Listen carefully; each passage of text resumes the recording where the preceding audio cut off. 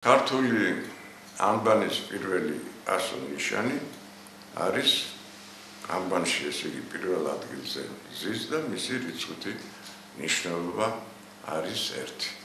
მაგრამ ამავე დროს, როგორც მოგახსენეთ, ქართული ანბანის პირველი ასო-ნიშანი ორგზის 1-ია, რიგითი სათვალავით იგი 1-ია და ანბანური სათვალავით იგი 1-ია.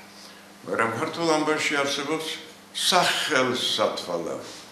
ანუ მისი სახელი ან შეიძლება გავიგოთ როგორც რიცხვი A1 ნიშნავს, ნარი ნიშნავს 14-ს, 1 პლუს 14 უდრის 15-ს.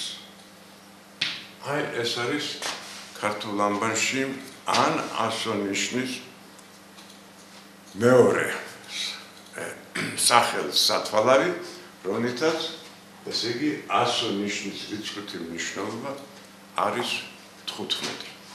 მაგრამ რა კი არსებობს ქართული ანბანის რიგითი სათვალავი და ანბანური სათვალავი? 15 იგივე 60-ია. რატომ? ნარი არის 50 და კიდევ ერთეული, ესე იგი 15 ანბანში რიგითი სათვალავით 15 უდრის ანბანური სათვალავით 60-ს.